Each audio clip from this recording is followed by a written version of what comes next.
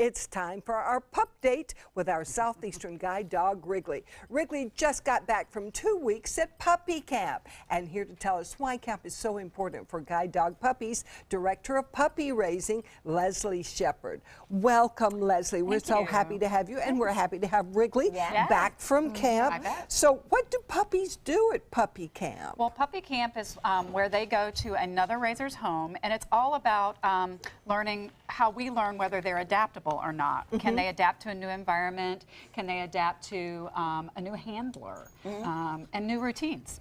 So it's very important for the puppies to go to camp for 2 weeks every time. Absolutely. We have no idea who ultimately Wrigley might be matched with, so we want to make sure he can be comfortable in any situation, any environment with any person that he would be potentially serving. So I didn't get any contact with Wrigley except for some pictures, which I enjoyed greatly. He went to restaurants, he went to church, you know, he went a lot of different places. Honestly, we don't do a lot of eating out at my house, so he got to do more of that. He played with young children, and I'm assuming he was told not to eat those. Very carefully, there's a French fry on the floor in front of Wrigley. They were working on Leave It at Steak and Shake. And I'm sure he remembers that smell. So.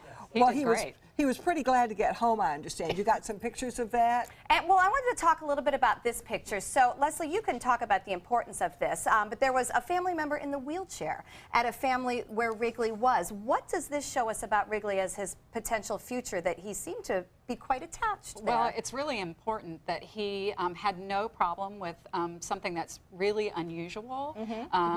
We do also place wheelchair guides, so this is telling us something really important about potentially what he might be able to do in his future. Because some dogs would be afraid of the actual chair. Absolutely. It's moving, it's metal, it's not what he's normally used to. They're chasing, you know, things that move, the retrievers like to want to chase. Yep, absolutely. So he did well with the wheelchair. He did great. And it also, just the fact that he would stay by his side really shows us his ability to be really empathetic also. Oh, that's wonderful. Yeah. But he was a pretty happy guy to get home, I understand, Stephanie. So we have some very, very funny video of when Wrigley got home. I believe these are called the puppy zoomies, but he got so excited he ran laps around the pool.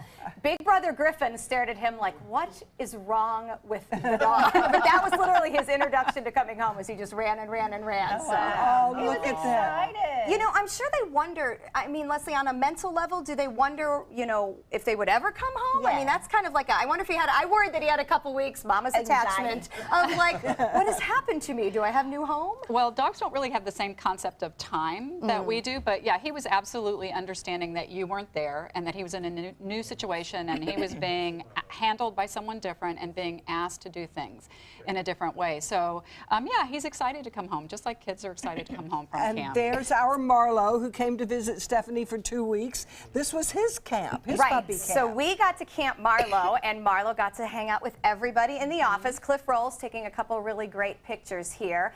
So good in the car, but I understand that you at Southeastern actually put a lot of thought into how you camp the dogs with which specific family. So how did we get the honor of having Marlo?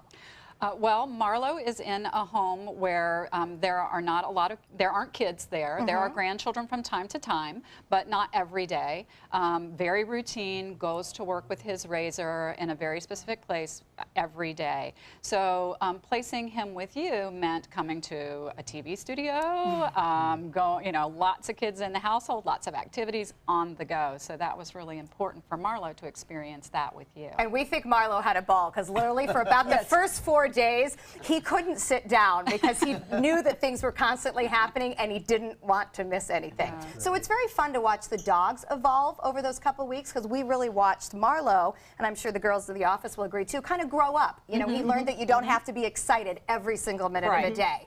You know, that's okay to chill, you know, nothing's going to pass you by. Absolutely. This was a wonderful experience for Marlo. It's a really neat program because at first when we heard about puppy camp, I figured it was to keep the raisers from being too attached because I'm sure a lot of raisers feel like we did. We were like, what? Exactly. The puppy's going away? But oh yeah, and often the raisers will feel like we're somehow judging them and what their skill level is. And yes, I mean, it's going to be helpful for you to experience a different puppy and a different type of puppy and grow as a raiser, but that's not really primarily what it's about. It's about the dogs. dogs. It is absolutely about the about dog. the dogs. What's next for Wrigley now? Well, Wrigley is kind of moving from middle school to high school. Oh, so this fabulous. is really fair warning for Stephanie.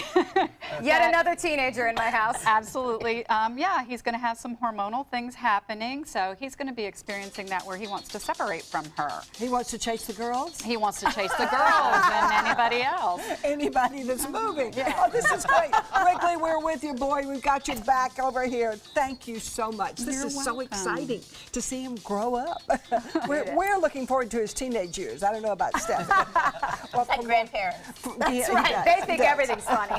Well, for more information about the Southeastern Guide Dogs program, you can go to guidedogs.org and find out how Wrigley is doing in his teenage years. You can follow him on Instagram and Twitter at Wrigley's View.